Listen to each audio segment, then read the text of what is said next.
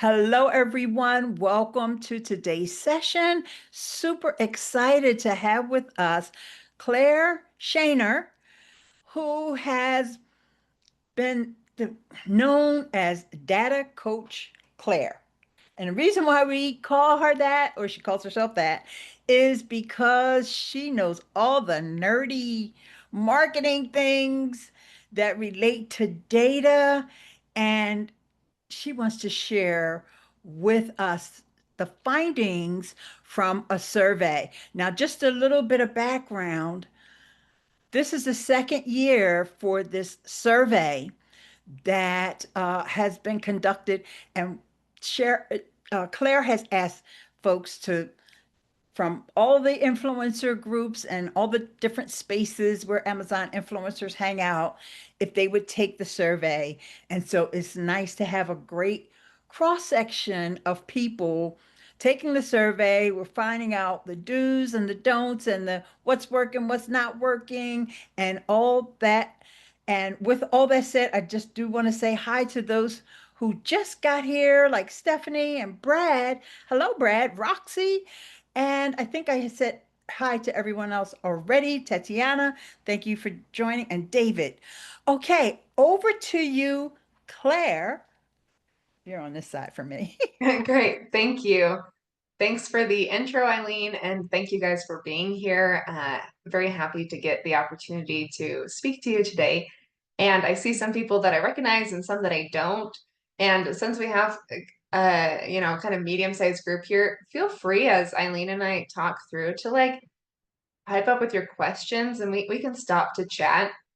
But for those that haven't gotten to know me yet, I'll introduce myself. So my name's Claire, and I have a professional background pre-Amazon influencer as a data analyst for a university and got my master's degree in market research. And so it's really fun to bring that data and marketing strategy background to my Amazon influencer work. And like Eileen said, just recently in June, I did a Amazon influencer survey with over 100 Amazon influencers. And I asked them things like, how much are you making? From where? What are you focused on? What are you focusing on? How much time do you spend on your thumbnails? Or what do you do for thumbnails? How much time are you spending on your videos? If you had to restart starting today, would you? And seeing what people said. And so there's a lot of really cool answers from this survey. And I'll preface it by saying it's all in aggregate. And so there's pros and cons to that. I want you to learn from it how you could possibly improve. But if you're doing something that's really working for you, that is not what this data findings say is like the best, then stick with what's working for you.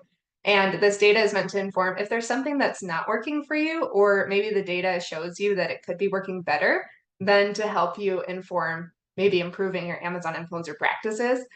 And I started doing these surveys because in all of the communities and Facebook groups, it's really common for there to be like two really vocal groups, either the people that are kind of disillusioned with the Amazon influencer program and kind of venting or looking to commiserate because they're not making very much money, or those that are excited and want to share how much money they're making every month, thousands or $300 today, like amazing, great. And there's a big chunk in the middle. And I'll talk to you about who those people are, how much they're making, and as I go and as Eileen prompts me with questions, like I said, feel free to add your questions as well. I do want to ask the first question for everyone who's here. How many of you took the survey? Please put a yes in the chat if you were able to take the survey, even if you took the survey last year. Please type in the chat, and I see some yeses coming in. Annette, Roxy, Latoya, Deborah. I'll put a yes in for myself. I took it both years. And let's see who else. Melissa, Andrew. Hey, Andrew. Okay, great. Oh, Deborah. I'm sorry if I didn't say you the first time. All right, good. So a great. Sandy said, what survey? Oh, Sandy, you must not have been here when we prompted folks to take the survey because I did it on at least two of our sessions, and so did Altovis to remind you guys to take the survey. But if you missed it this year, then just try to remember next year when it comes up. Yeah, yeah, keep an eye out. I think the next time we'll do it will probably be in January, Oh, great. post So Q4. it So won't I'll do be it twice a year. The first time we did it was uh surveying in November of 2024, and then this time we surveyed in May. Report came out in June.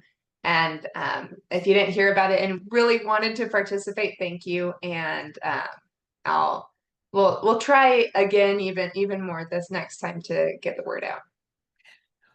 so let's start off, Claire, with comparing like this year's survey with last year's in terms of like the responses and the number of questions, just to give people like a general overview of what the survey entails. Sure.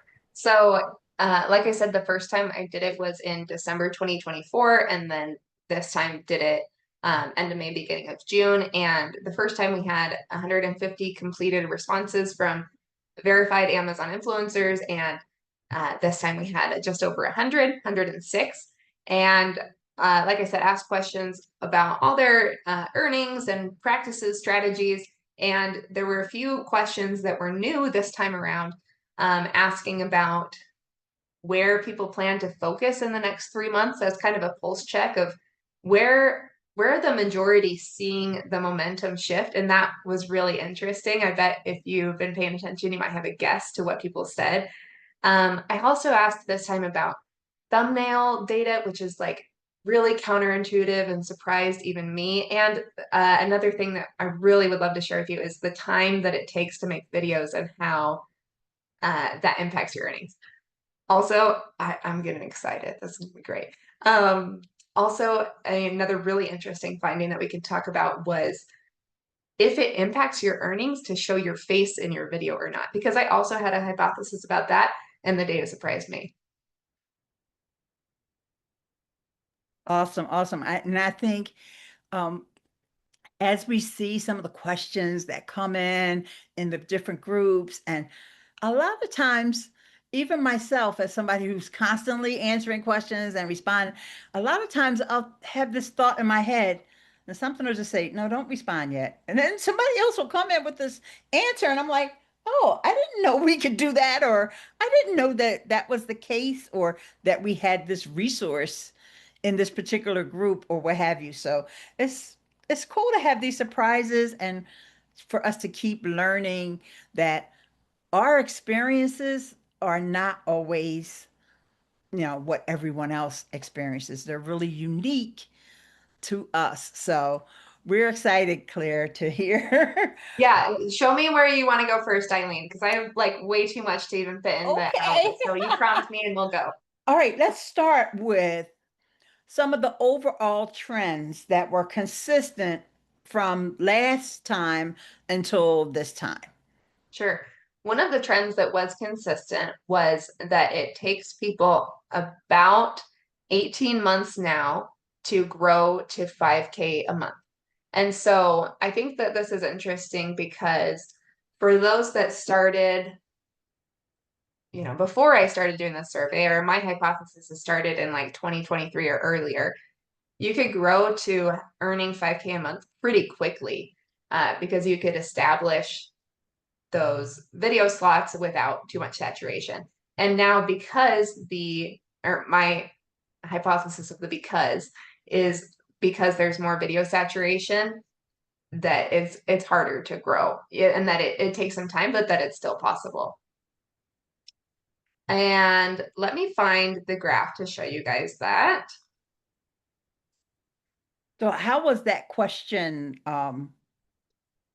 Sure. So how What? that was asked is I asked people how much total they're making per month and then how long they've been in the Amazon influencer program.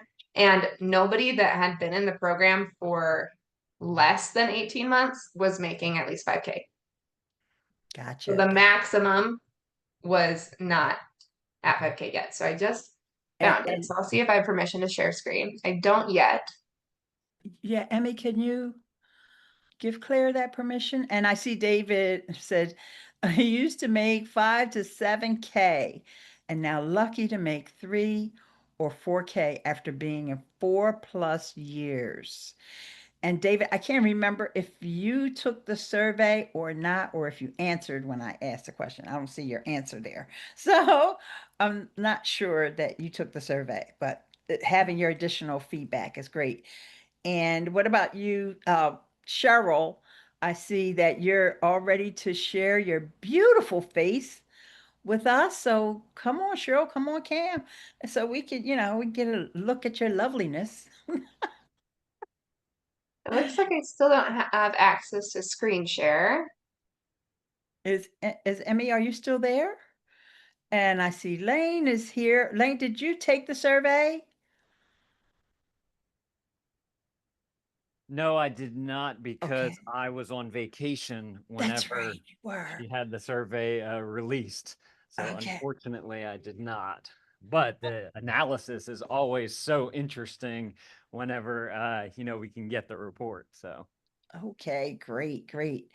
And also Stephen is giving us a link about Prime Day. Thank you, Stephen. We'll take a look at that if we have time towards the end after we go through the survey things, but appreciate it, Stephen.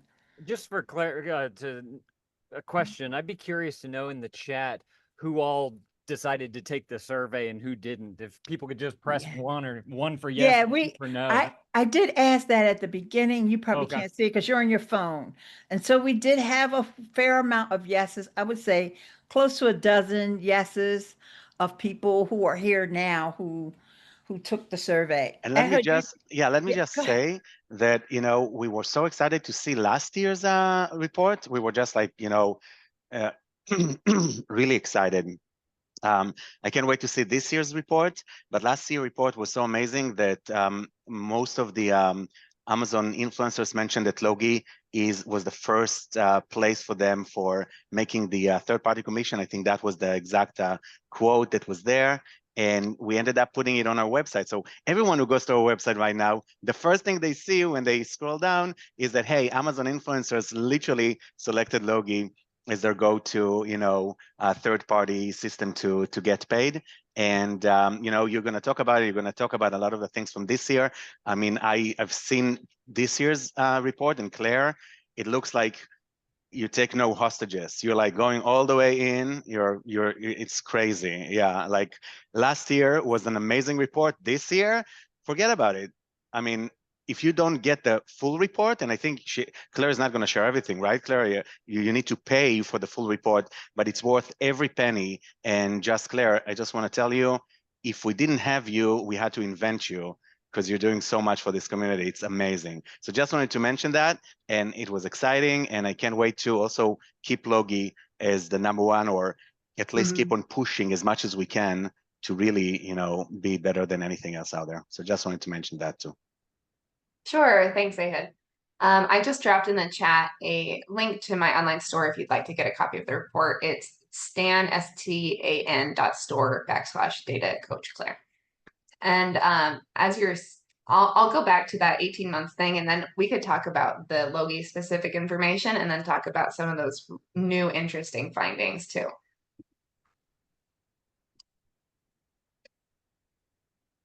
So this was interesting to me, just to check you're seeing the right chart.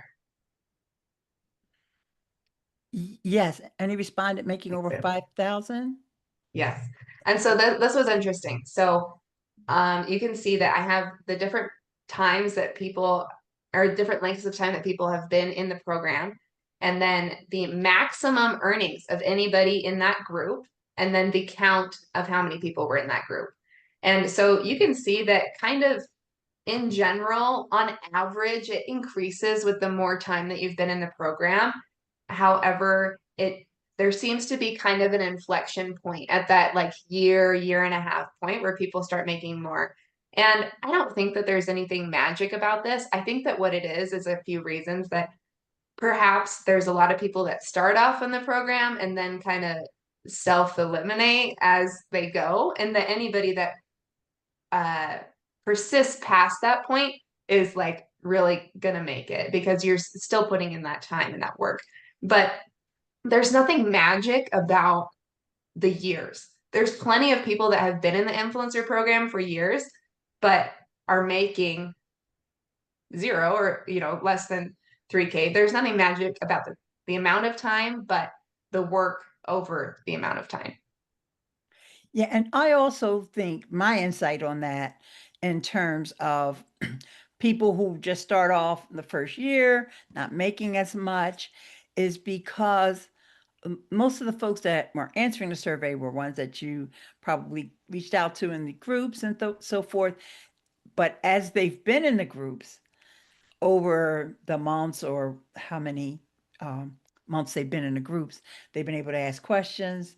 They, especially if they're in this Logie group, they've been able to get insights and share tips and things that they need to know so that let's not forget people get kicked out of the program too. So so they don't get kicked out, but then they also gain from everybody else's experience who's sharing their processes, their workflows, and how they're doing their research and all that good stuff. And Yeah. it's just, oh, it compounds over time. Certain videos will just take off and they just keep going. Yeah, I think that people kind of find their groove. And as you're alluding to, the systems and the processes is really what stood out to me in this data. So I'm going to jump to that in just a second to show you a few points that really support having your regular systems and processes of how you go about this. So a few like basic demographics of the people that were in the survey. The majority, half, are making less than 500, and then there's kind of just a long tail of those making more than that. So 10% of the people in the survey were making over 5K, and 51% are making 500 or less, and then the rest in between. And I can't 100% say that only 10% of people in the whole Amazon influencer program make over 5K, because I can only reach the people that answered the survey. And, there's some selection bias of which groups it's in, and maybe those making over 5K are too busy to take, 5 minutes to answer a survey because they're just hustling. You got to work really hard to make that. But I think that this gives us a snapshot of what people can expect. And that a lot of times I think when people are disappointed with the Amazon influencer program is that they underestimate the work it's going to take to get to this thousands of dollars a month. I still think it's very possible, but I think that there's many people out there still teaching or coaching that it's the same way it was 2 years ago, and that's just not the case. Very, very much so. Okay. So let's go to what we were talking about, what Ehud was talking about, and let's share that slide. Sure. Yeah, we can talk about how Logie fits into this whole puzzle. So one of the things that I asked people was the different income streams that they make money from. And so I'm going to go back one slide and come back to this one. So here is a count of how many respondents earn from each income stream, sorted from most common to least. So of the 105 people that answered this question, 102 earn from on-site. So this is a very on-site focused Amazon influencer audience. Creator connections, almost everybody, which is great. That's amazing. Creator connections is where it's at. Offsite some, brand deals some, international some, and third-party affiliate commission websites is what I was grouping Logie into. And so about a third of the people that answered the survey said that they earn from one of those websites. And then I asked the average earnings by income stream. And so one thing I was a little bit surprised by, I mean, not surprised, but that on-site is still the highest earner. I think that creator connections, both anecdotally and from the data, is starting to creep up on-site. But on-site is still the leader for what's making people the most money, at least from the survey respondents. Well, And Go ahead. I'm sorry. There is a question that came in, but also I want to say I don't see them as being separate. I believe that Yes. the folks that are making money with Creative Connections is from their own site. Yeah. So, Can't do one without the other. right. But anyway, G-Web says, I wonder if the top earners share any other characteristics besides time on the clock.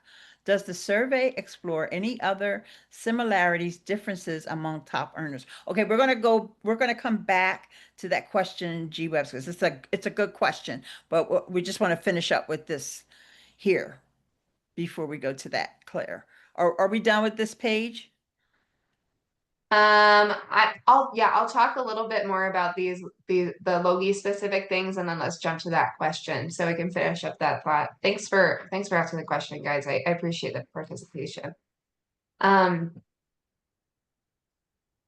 these earnings per income stream, what's interesting is, okay, take a look at this. More people participate in international marketplaces, but make less money than from the third-party affiliate websites. And I remember maybe 6 months ago or 9 months ago, everybody was really excited about UK and Canada, and then Amazon even sent out some emails of now there's going to be more placements on UK and Canada, and at least I haven't seen it really take off. And so I think that it gets a kind of an outsized amount of attention. And one thing that I've recommended that people do is make a little graph of where your earnings are coming from. And maybe that's easier for those that like making graphs, but it's really helpful to visualize okay, there's $10 from this and $100 from this. It's easy to see that one has another zero than the other one, but to really see it visually, this bar is 10 times as big, it's really helpful. So I'll talk about, for those that are participating in Logie.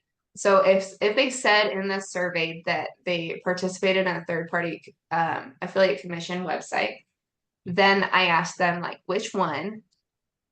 And so here's the ones that people participate in. So for this group, the 32 that answered yes, 25 of those are using Logie. And so still the most popular from those that answered the survey.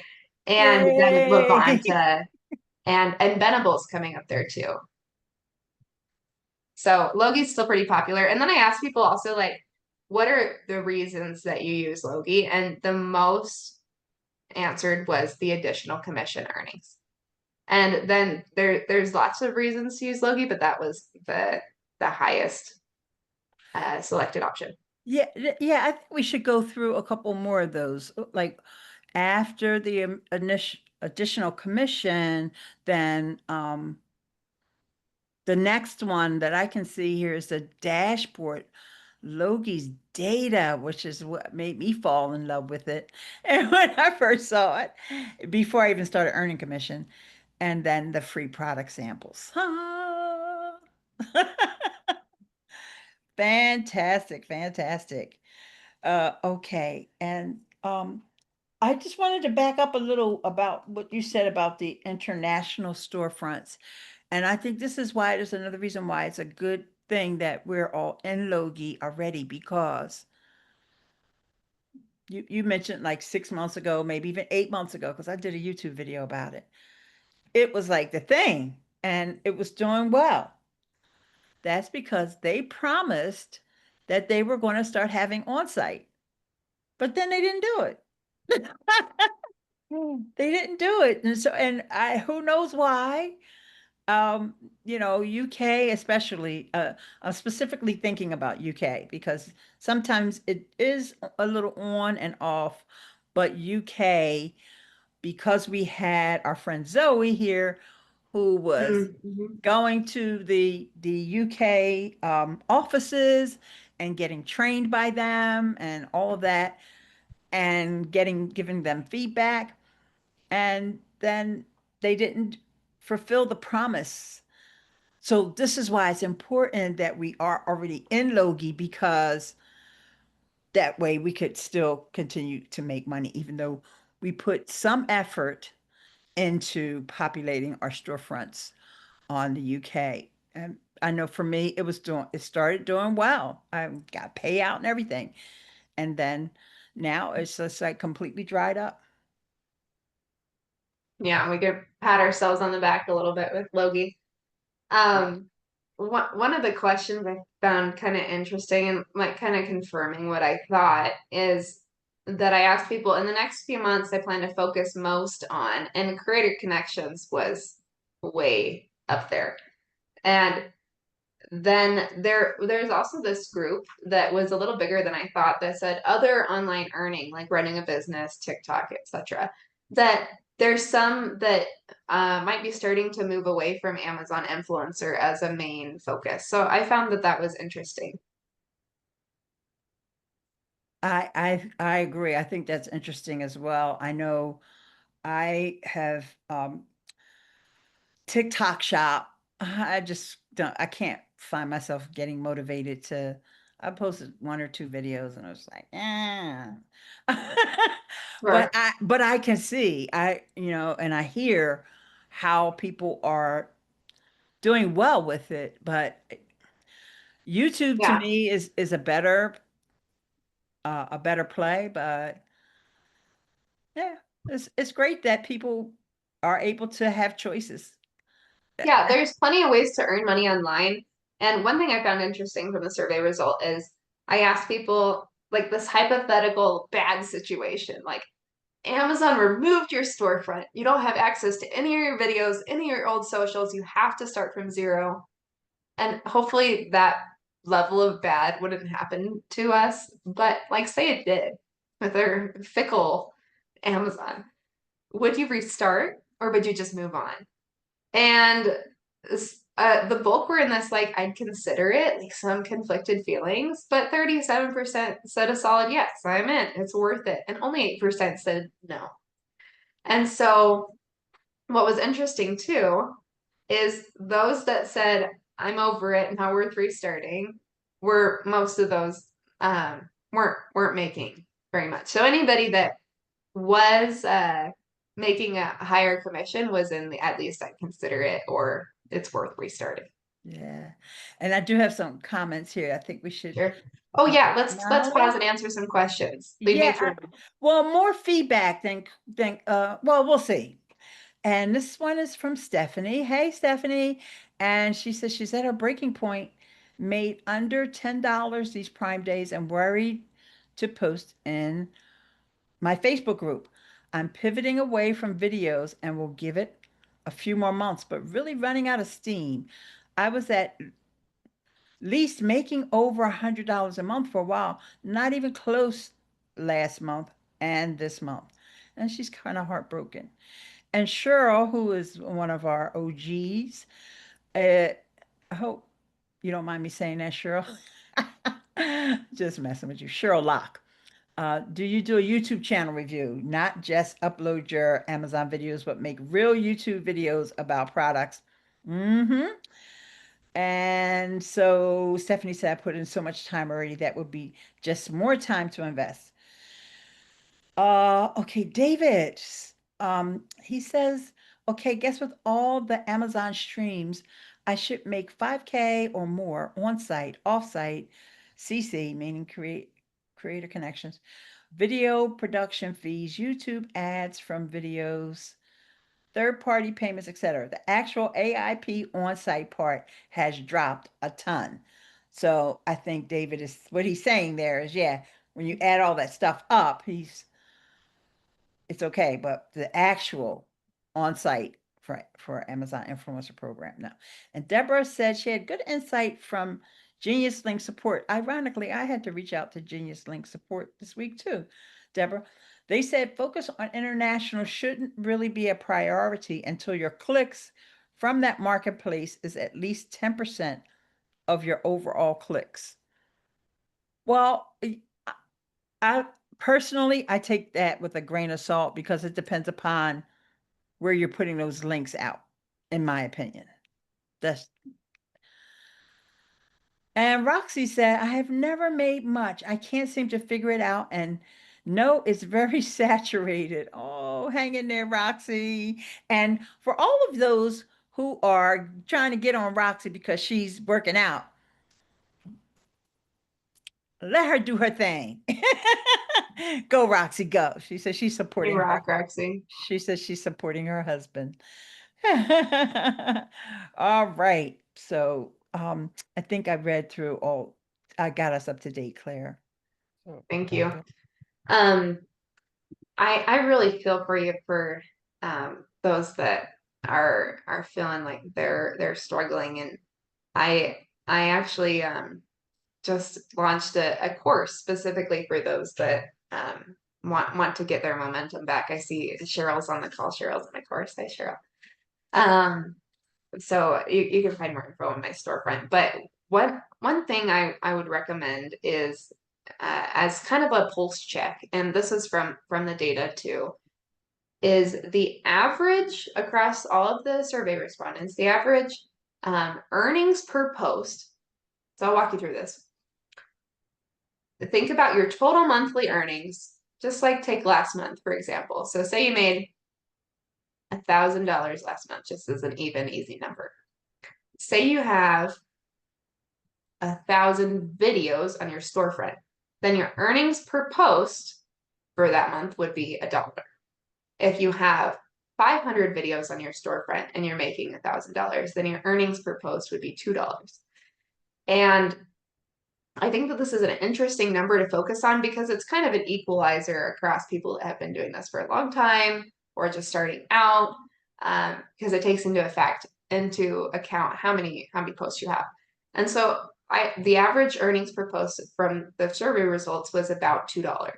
So I'd say if you're under $2, then there's probably 3 main areas that you could focus on to improve. And the combo, like most awful error that you can make, that is all three things doing wrong, is you're taking too long making boring videos for bad products. And so taking too long is that you're spending a long time making a shoppable video, and so you're not able to get much content out. Making a boring video that it's just not compelling. So even if it is, you're doing it quickly and it's for a good product, it probably won't have much lasting value. And for a bad product opportunity, I think that's one of the most important skills that you can have, is to select your product strategically based on what the opportunity is going to be. I'd like to, I think it'd be interesting. Let me say this, some extra data for you here would be to take your gross earnings, but then also bring in the net as well. So how much are you actually spending on all of the tools that you use? How, are you buying products? Are you hiring anybody? Get the net and divide that by how many videos you have. And I think that might give you a better idea of how your business is running and being able to compare it with everybody else. Excellent Yeah, point. great point, Lane. Lane. Yeah. And I want to talk about a comment that came in. First of all, Ben says he's on his walking pad, but he doesn't have his camera on. So, you could tell us anything, Ben. No, I'm just kidding. He says he's been doing AIP for 3 years and still posting lots and putting more focus into a higher quality review channel for a specific niche on YouTube. And for me, that will be workout equipment. So home gym equipment review. So you should be used to being on your camera on your walking pad. And I think it's important to pair AIP. There he is. There's Ben. I did it. I got him come on camera, y'all. And another business model you can do long term. Thanks. Great feedback. And I want to talk about what Cheryl mentioned, Cheryl Locke, and she said that she did an Amazon Live.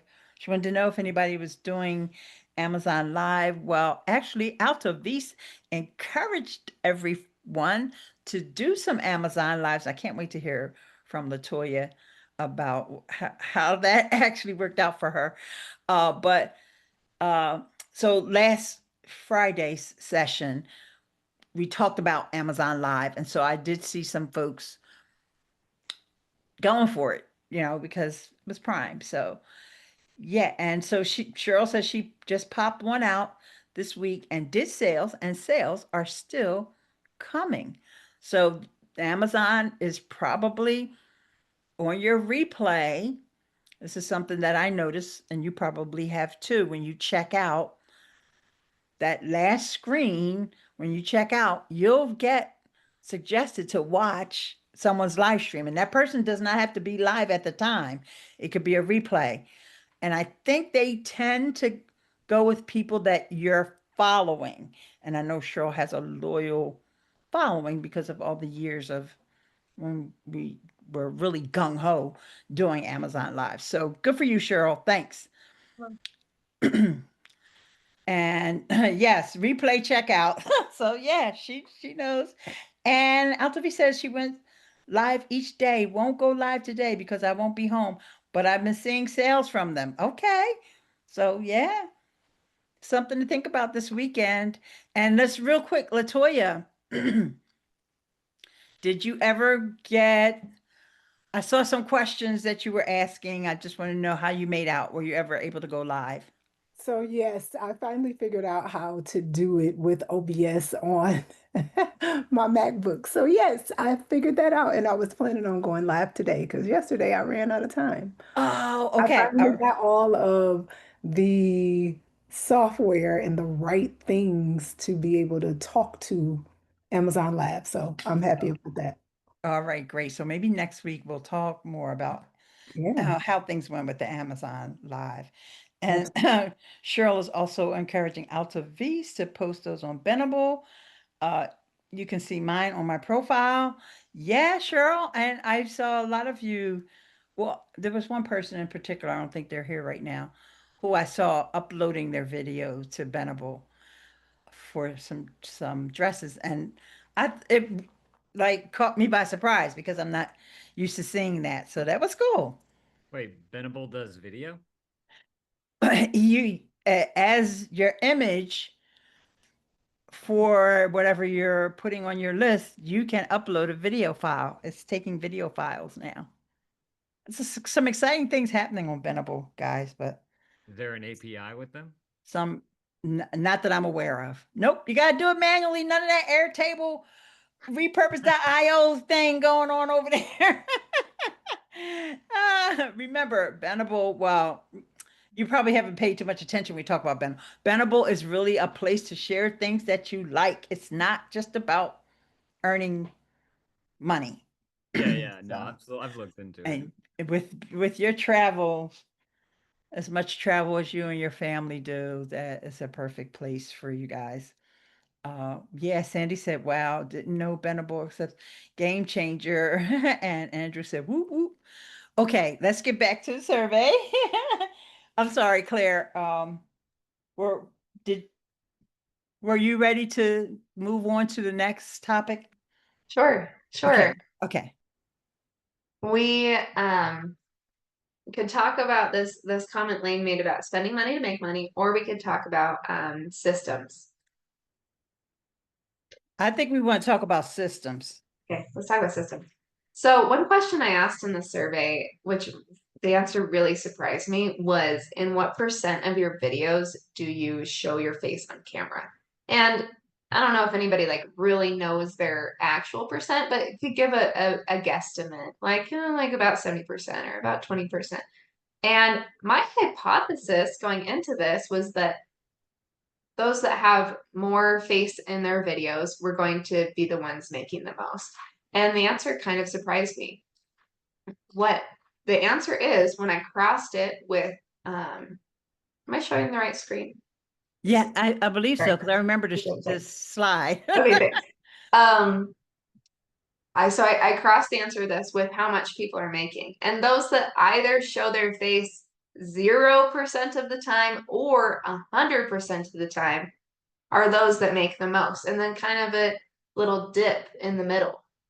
So in data language, we'd call this, it's like bimodal, that there's two peaks. And what I take away from this is that what matters much more than if your face is shown is the systems and routine that you use to create your videos. Because if you have a always or a never, then you have a way that you're making your videos, that you always do it this way. And I think that it's that systems and routine that's really driving the earnings. Now, I think anecdotally, I would say that if you're not showing your face in the video, you want to make sure that at least in that, especially in that first like 5-10 seconds, that there's movement and interest happening. So it's not just like a still image. Especially, I don't think people are always watching with their sound on. And so you want to be providing value and providing, I guess, an engaging visual, even if you're not showing your face. So a face is an easy way to do that, that it's like easy to watch. But if you showing your face is making it take longer or pulling you out of a routine, then that's not worth making yourself show your face if you don't want to, or if it's making it harder for you. Okay. So since there's two very different aspects here, it makes me wonder, is it what you actually are saying in the video that's driving sales or not? Oh, well, I was going to say the products, because like if you're doing beauty products, you kind of got to show your face in the video. Like you can't really get away with not doing that. Whereas if you're selling refrigerators, nobody needs to see your face. They want to see the refrigerator, right? So, fashion, the same thing. People want to know, how does it fit? You're going to tell them what size you're wearing or how tall you are. And there's even women that say how much they weigh. I do. I say how much I weigh in my clothes videos. That's all a skinny. But anyway, but my point is that there's some things that you just kind of really need to be on camera, even if you're not showing your face, like if you're doing fashion, even if you're doing neck down, you have to be on camera, maybe not your face, in order for me, in my mind, if I was watching a video, I want to see how is it fitting on you. I don't want to just see you laying it on the bed or holding it in your hand or, but I don't know. What does everybody else think? I think that it's kind of a mix between both of what type of product it is, because like you say, some of them you kind of need a face, like a beauty product. But then, going back to the what you're actually saying in the, like, I watched one video and it was like, oh, these are so cute. I love them. They're great. And that was it. They gave like no information about the product. And so it got me thinking, like, with the things that you're saying in your video, obviously Amazon has a VTT file on it because you can turn on captions. So it's pulling out all the keywords that you're saying in those videos as well. And so is that making you show up more because of that? Are people engaged because you're speaking the language of the product by using those keywords? Also, like, what's your cadence that you're going? Like, do you talk really fast and people can't understand you, or do you take your time, let people process something, and then continue on with what you're saying, right? Like on YouTube in particular, there's a tool that you can get which actually measures how many words you're saying per minute, so that you can get an idea of what the cadence is for your videos. And so that would be an interesting data point or test to be able to pull from, if you can get a conglomerate of that data. That would be interesting. Harder to answer on a survey. What's your average words per minute spoken? But Yeah, but we it got could be some interesting. we got some My great thought is, if you're somebody that I don't know. I'd say if you're somebody that is told often that you're a fast speaker, then maybe slow down. And if you're not a fast speaker, then maybe talk a little bit faster so that it's not boring. And you might be able to do, well, I might be able to do some of this myself because I save all my VTT files, like actual the what do you call it, subtitles, in my Airtable database, and also have the runtime there. So I could just simply make a calculation of how many words are in each video and divide that by the runtime, and I could figure it out. But I just thought that that might be something interesting to consider. You might want to consider slowing down or speeding up whenever you're talking. Let's get some feedback from the chat. Here, Cheryl Locke says it's harder to steal videos with your face. At least others let you know if they see it. I don't know, Cheryl, because some of these people that are stealing videos, they just zoom right in. They don't. Anyway, they don't care. The people that are stealing videos, they don't care about your face. Seriously. Well, the Right. one thing about people stealing videos, and if your face is in it or not, your face is kind of one way that you can prove that that is your video. Oh, absolutely. Yeah, yeah. Roxy says, I show my face in most videos. I'm doing a lot of clothes, and I think that requires it. And Doug was asking about there being a replay. And yes, there will, Doug. So if you have to run, thank you so much for coming. And David says most of my videos have my face in them unless I don't want to get dressed. Then I don't show me. And Cheryl's like, Cheryl, are we required to get dressed? Yes, Cheryl. And Annette says, yes, I see the product, I'm sorry, in use if applicable versus so demo or how you use the product. People just sitting and talking about the product just to get a video done. I find better views as it engages views and makes them curious. And that's, I think, what we're told. So to some extent, the survey is showing that sometimes that could be anecdotal because it just depends upon what the creator's workflow is and all the other factors that we've been discussing. Yeah, I'd love to talk about this idea of workflow some more because this was like the overarching theme that I saw in all these survey results. So I'm going to talk for a second about the time it takes to make each video and how that affects your earnings, and about the thumbnail type and how that affects earnings, because both of these were like a little counterintuitive and like kind of spicy. And so if hearing this data makes you feel kind of cringe a little bit, that's okay. I'll walk you through it. And if like I said at the beginning, if what you're doing is already working really well for you, keep what you're doing. You don't need to like start from zero just because Claire said otherwise. So the majority of people that answered this survey are doing Amazon influencer part-time. 64% are doing it less than 20 hours a week. And more time does correlate to higher earnings. And I think that this is kind of a chicken and an egg, because once you start earning enough, then you can like drop some other maybe earning activities that are taking up time and be able to support more time to Amazon influencer. Like this spring was able to quit my day job. Yay.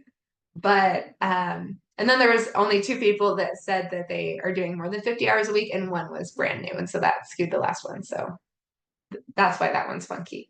But more time per week does in general correlate to higher earnings.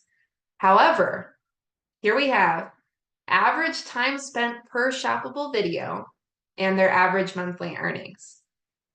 Some of those making the most are only spending an average of 5 to 10 minutes per video. And I would even argue that most videos you don't need to spend more than like 2 minutes on. That's my opinion. But let me talk you through this. I think what's happening here is there are some people that are spending like 45, 60 minutes per video and making a lot of money per post. So making like an average of like $8, $9 per post. But their videos are like, they're taking the speaker and testing if it's waterproof by throwing it in the pool, and then they're drying it off and showing the lights and showing it in different situations. But some people are spending 45 minutes to make just like an okay video that they could have made an okay video in just a couple minutes. And so what I think about this is that for most of your videos, try to make them in under 5 minutes, and then come back to the products that are working and then put in the time there. And so I think that what this is showing me is that most people can spend less time on their videos and still make as much money. And I'm not saying that a quick video needs to be a low quality video. I'm just saying that efficiency won't cost you your earnings. Thoughts? We can react to this. It's a little spicy. Yeah, I have a couple of reactions. Okay. Yeah. And well, I keep hearing folks using a lot of different tools to do product research. And to me, that should be considered when they talk about how long it takes them to do a video. If you researched for 20 minutes, decided to buy a product, then you got the product, then you did the video, that research time, in my mind, needs to be added on. Yeah, I agree that that's part of the process. And this survey question specifically said not including product research or acquiring the product, but when you have the product in hand to when you're posting it, that amount of time. Yeah, I think that definitely comes with experience. And um, sometimes you might tend, myself, tend to overthink, like, what do I want to show in this video? And then sometimes you sit and watch all the videos that are in a carousel if there's multiple, and you want to make sure that your video is better than theirs. And some people are just like, I don't have time. I don't care what else is in that carousel. This is my video. And boom, it's over. Yeah. Now, another thing, actually, this conversation happened in one of the groups with myself and our friend Juliana, and she was talking about people making better videos and the quality of our videos. And this is where I have a problem with Amazon, because if I made a video, the video was great, I got sales out the wazoo, and then all of a sudden, no more sales. Video's not in the carousel anymore, upper, lower, nowhere to be found. So does that mean my video wasn't that great? No, it just means Amazon isn't showing my video. Or I could put the same video on YouTube and get tons of views. So the quality of a video is the part that I think is like fuzzy math. Yeah.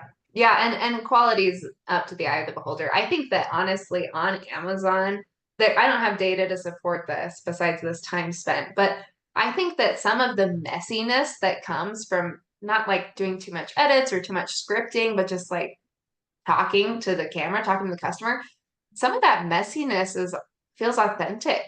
If you start watching an Amazon shoppable video as a customer yourself and it feels like an ad, that's not what you're looking for. You want to hear from Eileen, you want to hear from Lane, you want to hear from Cheryl, not like the ad that Eileen made about this product. You want to hear the story of how it's fitting into Eileen's life. And I think that some of that story that is brought in of like, I brought this Powerade on my walk today with my girls because it's 100 degrees here in Arizona and this is my favorite flavor and it's a great size and my kids love it too. That's much better than saying this Powerade is 28 fluid ounces and it has 240 grams of sodium. You can add some of the product specs, but when you add your story into the video, just a couple sentences, not like a long-winded saga of what happened, but just a couple of sentences of how the product is fitting into your life, then I think that lends a lot of authenticity than just saying the product specs. Yeah, and there's a couple comments here. Roxy, she says she's been doing videos in chunks and editing in chunks, so that's a nice workflow for you. I'm sorry. Yeah, I love batching. Andrew says, my thoughts. I don't care how many people are in the carousel or have done video or have videos. I'll make content anyway because you can always knock someone off the list. And besides that, you can post outside of Amazon and still get conversions. And Lane is shaking his head. Yes, yes, yes. Why I do as many videos as I can because I automated the whole thing, but I have a slow drip that's going to go on for probably 5 years of 4 videos a day on YouTube, and then that'll get spread out everywhere else too. So, and then using Genius Link, you can tap into the international storefronts on all the social media sites that you're posting to. I mean, for me, it depends on usage, how much how many clicks you get, but I think I'm at like $25 a month or something like that.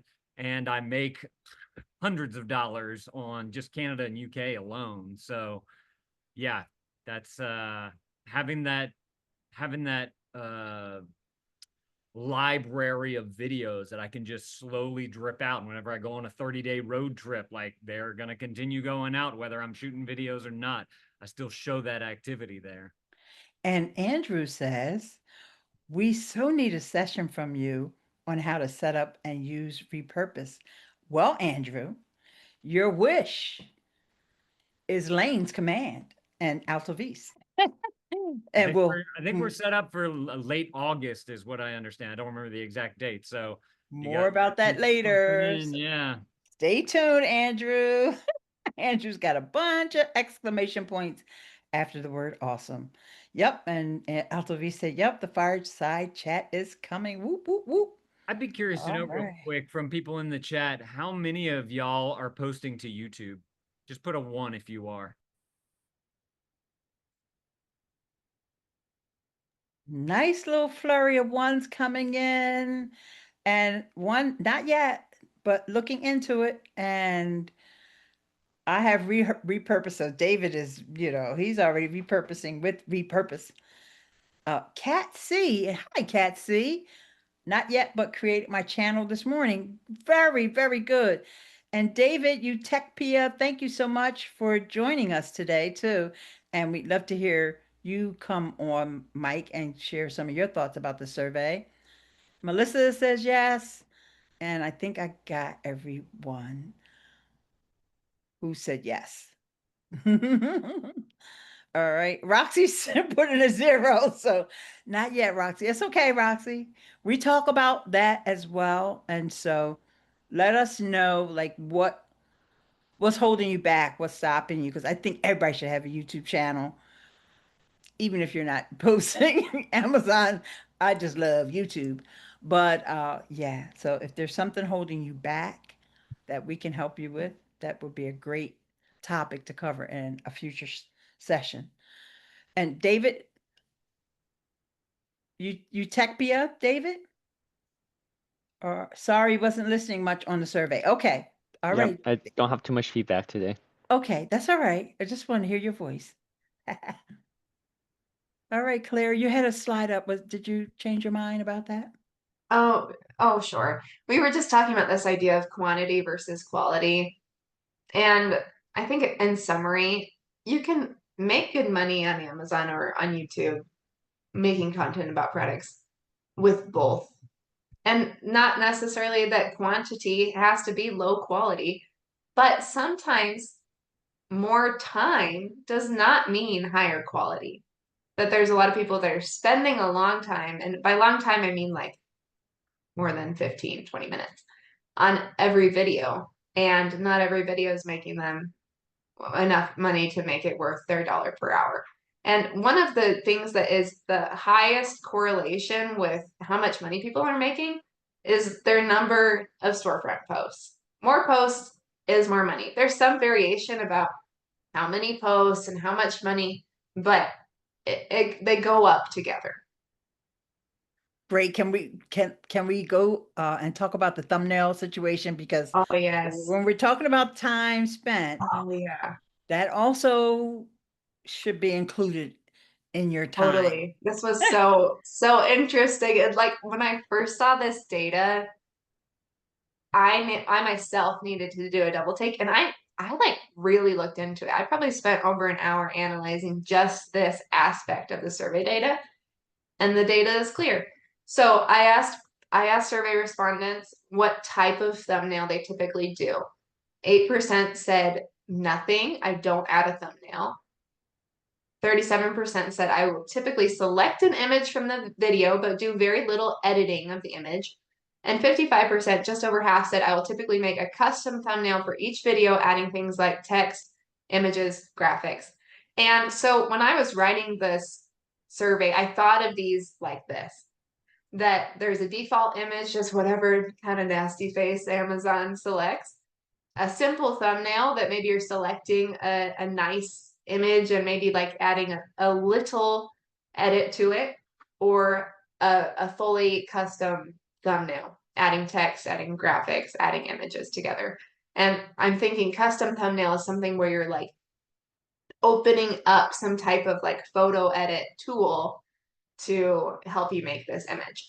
And so what I did is I crossed how people answered the thumbnail type that they do with how much they earn. And what I found is that it does not have any impact on earnings. That you can see that the average amount on site, and I just focused on on-site earnings for this, because I know that off-site, like on YouTube, a thumbnail might have an impact. There's been plenty of studies that have done about YouTube thumbnails. I'm not an expert in that. But for on-site earnings specifically, there's really not much variation. And for the data nerds, you can see there's a little bit of variation between these numbers, but for the sample size, it's not statistically different. And this wasn't just, 2 people that said they don't add any thumbnail. It was about 8 people in the survey. And then I followed up this by asking, if you do make a custom thumbnail for each video, is that custom thumbnail one that you like have a standard format that you use every time? Like maybe you just swap out the background image or swap out the product image, or are you doing it different every time? And those that said that they have a standard format make much more than those that said they have it different every time. So if you decide you'd like to make a thumbnail, it makes sense to have a system in place of how you do it, and that making it different each time probably isn't worth the time or adding to your earnings. But if you don't want to add a thumbnail, the data says that it doesn't matter. So shocking, yes. But I'll take you through a couple more pieces of data about this to kind of ease the stress. And then you can take it or leave it, depending on what works for you. But this is making me even more comfortable not adding a thumbnail. Or if that default image is good enough, just leaving it. But I'll walk you through it. So we talked about this idea of earnings per post. So you can kind of have in mind what your about average earnings per post would be. And so those that are making over $5,000 a month, so here on this axis, we have their total monthly earnings. So this group here, we see some are this yellow dot, nothing. Some are the custom thumbnail. Some of these people down here making just over 5,000 are doing a simple thumbnail. I myself typically do the simple thumbnail. And those that are making the most per post do use custom thumbnails. So those whose amount per post is about $8. But for the majority, this chunk of people that are all making about, under $500, a custom thumbnail doesn't result in higher earnings. What we would see in this is if the thumbnail mattered, it would matter across the board. It would matter for those just starting out and for those that are making, $8 per post. You would see an increase. And so you can see in these trend lines, the one that actually goes up the steepest towards earning more is this simple thumbnail type. And so my hypothesis for this is that, let's say you're really good at making a custom thumbnail and you have a process down. It might still take you like 1 or 2, maybe even like 3 minutes, and you're like really fast. You got to open up your photo app, put the photo in, downloaded it, and uploaded it. I think for most people that aren't that fast, it's taking longer, and that's time that you could be spent making more videos. And so I think that if you do want to add a thumbnail, make it quick. And if you don't want to add a thumbnail, the data says that it doesn't increase earnings. So this is, survey data, correlational, can't prove causation, but it's making me more comfortable when I upload a video. What I've started doing is I'll look at what the default image is, and if it's good enough, I'm just leaving it. If it's not good enough, it's like a weird image, then I'll go back to the video in my like Photos app. I'll just scroll on the frames till I see a better still from the video, screenshot it, crop it, and upload that. curious what you guys think about this. We can kind of take a breath. It's intense. Well, you and I kind of had a little offline conversation about this. And my concern is about the way the thumbnails show up and all the different placements. And so I usually do at least a simple thumbnail most of the time, but it sometimes I do wonder if I'm just even wasting my time doing that. Yeah, and I see Cheryl's comment here that she says, I'll not click on a video with a real thumbnail that looks edited. If it has text, absolutely never click, same as spam title. And I don't know if every Amazon customer thinks this as well, but I do think that it's a possibility that on the, micro social media that is Amazon shoppable videos, that people, I think, are looking for authenticity. And so if it looks like you're being paid to make that video, then maybe that's not what people are looking for. I think that, and this is just Claire, not the data, so let me step aside. But I think that people are looking for, they want clear information about the product. And so I think that if your thumbnail conveys what is going to be in your video, then that's a good thing. But that could even just be a clear still of what it is. This is also Claire, not the survey data, but I know that there's been YouTube research that thumbnails with faces in them tend to have a better click-through rate, and it doesn't matter what face, just somebody likes seeing a face. Same with like hand gestures. People like to see hands. That conveys some information being taught in the video. And so when I'm picking my still, I'll often try to include one with a face or with a hand gesture. But like we saw, having your face in the video doesn't necessarily mean you'll earn more. Your system is more important. Stephanie has a little feedback because she had to step away, but she was listening, and she said that she's getting back to the keyboard now. My problem, at least a large part of it, is I am slow. I can't even pronounce this word, slow. I take over an hour to make a video and don't have an entire hour every day to dedicate to this. Yeah, I get it. Well, here's the thing. Your videos, the ones that I've been watching recently, are storytelling. Like you're taking people on a whole entire journey with the product, and those do take time because you have to do multiple shots and multiple angles and and all that stuff. So that is definitely, I don't think it's that you're slow, it's that you're putting that time into that storytelling aspect of the products that you have on display. And I think the brands probably appreciate that more than some customers will. I'm not sure. And Cheryl says that most people I talk to do not want a paid commercial video. That's right. Andrew says if I do a thumbnail on Amazon, that's what I usually do as well, is find a spot it looks good in the video and save a still for it. But most of the time, I use that image as a shoppable photo instead of the thumbnail. Yeah, actually, David made a comment. David Peters says, at the end of my recording the video, I do a pose with the product, and I get a screen capture from that, me showing the product. I used to make fancy ones, but no more. Too much time to do it. And I apologize if I missed some of your comments, but here's a question from Annette. And I know this wasn't covered in the survey.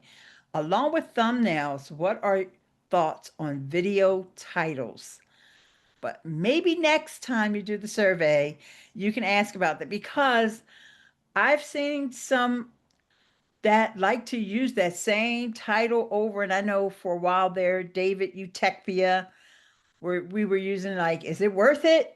And and all that. And it was doing good for a while. It's not doing good anymore. And I haven't changed those worth it video titles. I would love to know how they're doing for you, David. But that is definitely a topic for maybe your next survey. I'm not sure. Yeah. You thought about it. I definitely think the title matters, and that is something that's hard to ask about in a survey. So I don't know if I'll ever be able to collect that data via survey. Yeah. Perhaps we could just start with like, do you have go-to titles, or do you come up with something from scratch? And that might be hard too, because I think that the system, if it makes you faster, it'll probably make you more money. But if your go-to title isn't that compelling, then that, wouldn't make you more. I don't have data on this. My 2 cents on titles is I think that there is maybe starting to be more of that swing towards authenticity. So maybe adding like some of I or your story. And then if you kind of do a gut check, like, does your title make you feel something? Does it make you feel curiosity, anxiety, interest, excitement? If it's boring to you yourself, then it's probably boring to other people too. So you can just kind of do a gut check. Like, just like test your feelings, read your thumbnail. Like, is this worth it?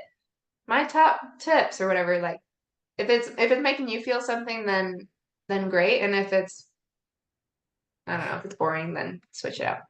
I'm very jaded in that sense because those titles that I think there was a fair amount of popularity. I don't know if they still are.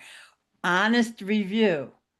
No, I want your dishonest review. Of course, it's supposed to be an honest review. So but between my years of YouTube and Judge Judy, because Judge Judy is the one when the person gets up and says honestly, and she's like, no, I want you to be dishonest. So anywho, I want to go back to David said he still uses that same title. We're talking about that specific title. And it's not doing well anymore. So it's not just me. Good. I have been more focused more on TikTok. So thanks, David. And Chat GPT makes my titles. Roxy says, and so does Annette. And Andrew says, keep it simple, stupid. And I don't review items for Amazon. I'm promoting them. Yeah, a lot of people, my honest review, drives me nuts. It's not a review. It's a shoppable video, but it's okay because at this point, it's like, bang your head against the wall trying to convince people that what you're doing as an influencer is not really a review. But if you want to call it a review, go ahead. Oh, Yeah. okay. There you go. And so, wow, this has been, oh my gosh, I didn't realize we have so much fun with talking about these topics.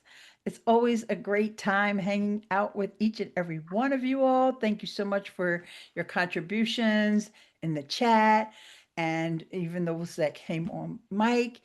Claire, you're amazing. Keep doing what you're doing, serving the community. Please let everyone know how they can get a copy of the survey. Go ahead and, you put it in the chat Let me already. do it for Claire real quick. Go She put it ahead. in the chat. And this is what I did while we were talking. I already had a download of her because I bought it whenever she was before the release or whatever. And I took it and I put it into Chat GPT. And I just said, analyze this report that this person made about the Amazon influencer program. And then I asked it after that, how do I stack up to this? These are all the things that I'm doing from there. And it spit out, oh, I mean, you're doing great, but here's one thing that you could do better. Here's another thing you could do better. Give it the data.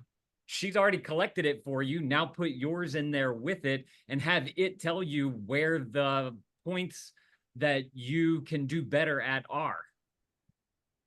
So interesting, Lane. I'm curious what it said. Will you send that to me? If Yeah, you still have the text, that's so interesting. And what's cool is that I have last year's report as well. So I put both reports in there so that it kind of knew like the differences between last year and this year. And then I had it all that. So interesting. Thank you for the praise. Yes, I shared my store, my like online store link there. There you can buy a full copy of the store for the influencer report if you'd like one. It's just $9 to pay for the production time.